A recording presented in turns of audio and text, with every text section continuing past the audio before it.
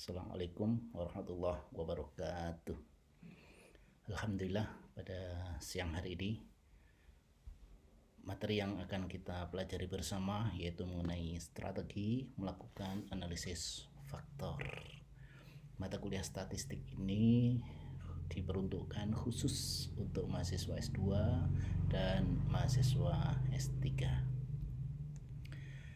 Realitas dalam melakukan standarisasi atau kalibrasi instrumen saat ini yaitu mayoritas peneliti dalam melihat atau mengukur kualitas instrumen atau angket atau kuesioner ya, itu menggunakan uji validitas dan reliabilitas. Uji validitas butir instrumen dilakukan dengan mengkorelasikan antara skor butir dan skor total. Bila koefisien korelasinya R-nya lebih besar dari 0,6 atau tingkat signifikansinya di bawah 0,05, maka butir instrumen itu dikatakan valid dan sebaliknya ya. Sementara reliabilitas dihitung dengan menggunakan analisis Cronbach alfa. Kedua teknik tersebut, baik validitas maupun reliabilitas, tentu mempunyai kelemahan yang sangat banyak. Untuk mengatasinya, apalagi untuk mengembangkan instrumen yang terstandar, maka perlu dilakukan analisis faktor. Mengingat tujuan analisis faktor adalah untuk standarisasi instrumen, maka jumlah responden yang mengisi instrumen itu harus banyak. Banyak ahli menyarankan itu 2000 responden pada uji pertama, 2000 uji kedua, 2000 uji ketiga. Seluruh hasil analisisnya harus baik ya, baru instrumen itu bisa dikatakan terstandar. Analisis faktor merupakan salah satu teknik analisis statistik multivariat dengan titik berat pada hubungan secara bersama-sama pada variabel tanpa melibatkan variabel dependen maupun variabel independen. Analisis faktor merupakan suatu teknik mereduksi data. Manfaatnya adalah untuk melakukan standarisasi instrumen agar mempunyai konsistensi yang tinggi. Analisis faktor mampu melihat butir mana yang sesuai dengan kisi-kisi yang ada pada dimensi dan indikator dan subindikatornya, dan butir mana yang mengalami lompatan faktor ya. Asumsinya itu ada 4. Korelasi atau keterkaitan antar variabel harus kuat. Indeks perbandingan jarak antara koefisien korelasi dengan koefisien parsialnya itu harus kecil ya. Nanti kita lihat di nilai KMO-nya. Indeks perbandingan jarak antara koefisien korelasi dengan koefisien parsialnya itu juga harus kecil. Itu nanti kita lihat pada koefisien MSE-nya ya. Setiap variabel yang akan dianalisis dengan menggunakan analisis faktor harus menyebar secara normal, distribusi normal. Sekarang nilai KMO merupakan salah satu indeks perbandingan jarak antara koefisien korelasi dengan koefisien parsialnya secara keseluruhan. Untuk dapat dilakukan analisis faktor, maka nilai KMO-nya itu harus lebih besar 0,5, harus mendekati 1 ya. Nilai KMO yang kecil menunjukkan bahwa analisis faktor tidak disarankan untuk dilakukan. Tapi kalau KMO-nya besar, maka analisis faktor layak untuk dilakukan terhadap variabel itu ya. Hari ini kita akan membuka contoh pengembangan instrumen keberlanjutan bank syariah. Saya mengembangkan ada 12 subindikator, 12 butir ya, dengan 3 indikator. Nanti indikator ketiganya nggak nampak ya.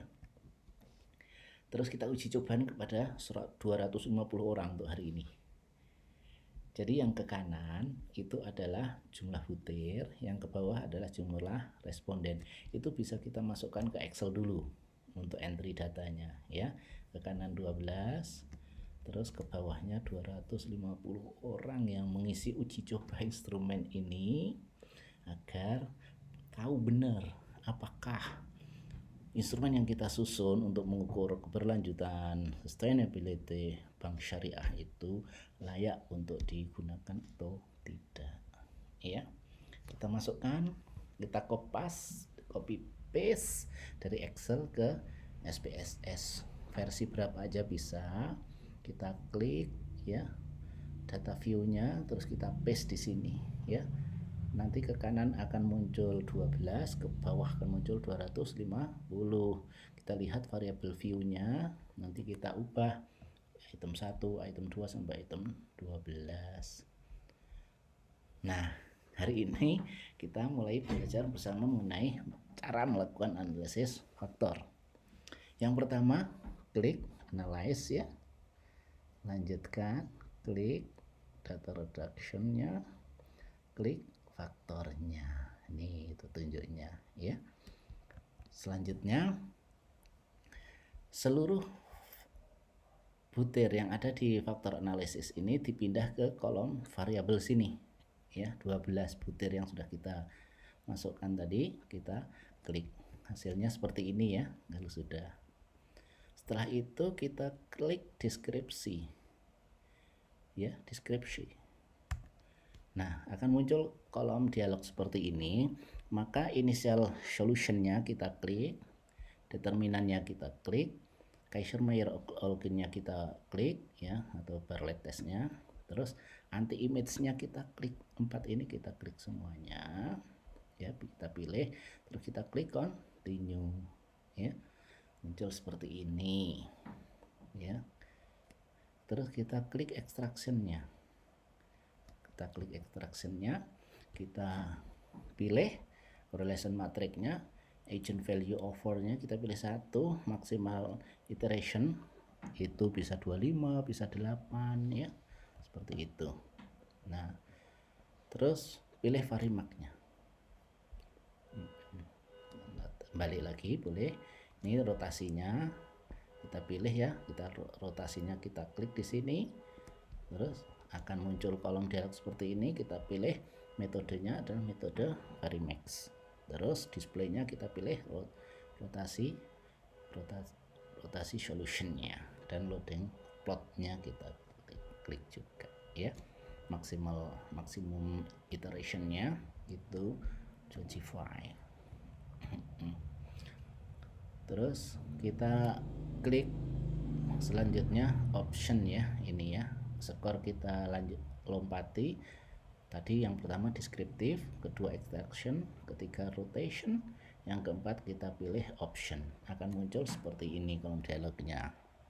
Exclude case listwise-nya kita klik ya, shortage by size kita klik. Setelah itu kita klik continue, akan muncul kolom seperti ini lagi ya. Setelah itu selesai, kita klik OK. Mudah nggak? Kita ulangi dari atas, boleh dari atas ya, dari sini ya. Tadi dari sini analyze, klik analyze, data reduction, terus faktor. Muncul kolom dialog seperti ini, kita pindahkan semua ke kolom variabel. Hasilnya seperti ini, kita klik deskriptif ya. Akan muncul kotak dialog seperti ini, kita klik initial solutionnya, KMO-nya, determinannya, anti image-nya ya. Kita pilih ekstraksinya di sini, kita pilih sesuai ininya ya. Kita continue ya, kita continue, kita pilih rotasinya sekarang. Kita pilih rotasinya, kita pilih varimax dan seterusnya. Continue lagi, kita pilih option ya. Kita pilih option, kita pilih yang ini, yang exclude sama sorted, kita pilih continue, baru kita OK kan ya. Muncul outputnya. Outputnya ini yang pertama kita lihat correlation matrix atau determinan correlation matrix-nya. Ini harus mendekati 0. Di sini 0,000703. Angka determinatif tersebut mendekati 0, berarti antar variabel terdapat cukup korelasi, layak untuk dilanjutkan ke analisis faktor.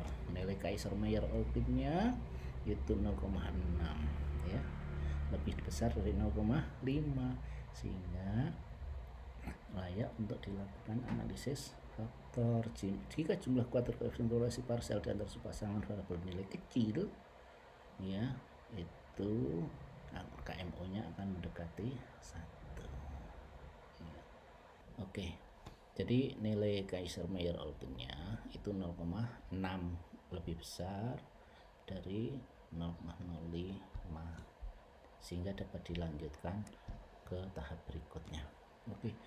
Di sini commonalities-nya, nilai extractionnya menggambarkan besarnya persentase varian item yang dapat dijelaskan oleh faktor terbentuk.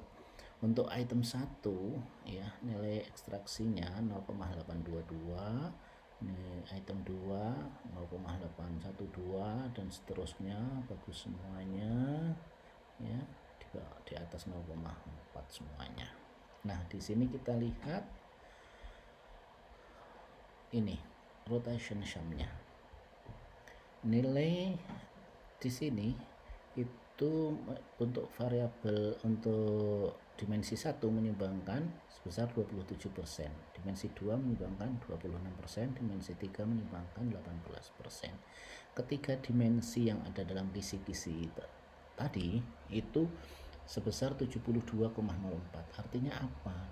Artinya instrumen untuk mengungkap ya keberlanjutan sustainability bank syariah itu mampu mengungkap 72,04%. Masih ada yang belum bisa diungkap melalui instrumen sebanyak 12 butir ini. Item 1 masuk dalam faktor 2 di sini ya. Kita lihat ya, kita garis mana yang korelasinya paling besar, itulah letak butir. Jadi butir 1 kalau kisi-kisinya itu masuk di faktor 1, tapi realitasnya masuk di faktor 2. Butir 2 kisi-kisinya masuk di faktor 1, tapi realitasnya di faktor 2. Tidak masalah kalau hanya terjadi lompatan faktor, ya.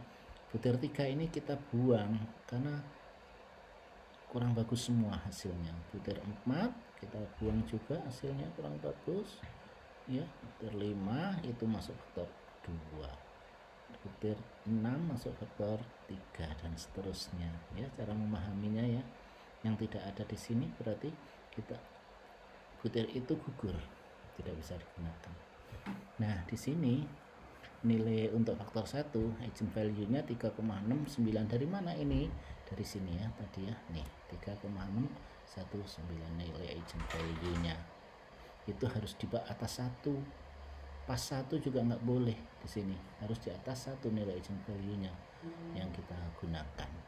Jadi, kalau ada 4 dimensi, kisi-kisi kita ada 4, maka ada 1 dimensi yang tidak terpakai.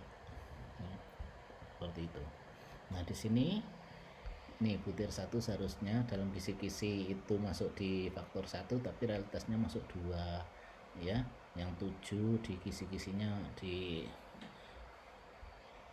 faktor 2, lompat menjadi faktor 1. Loading faktornya semuanya harus di atas 0,4 ya.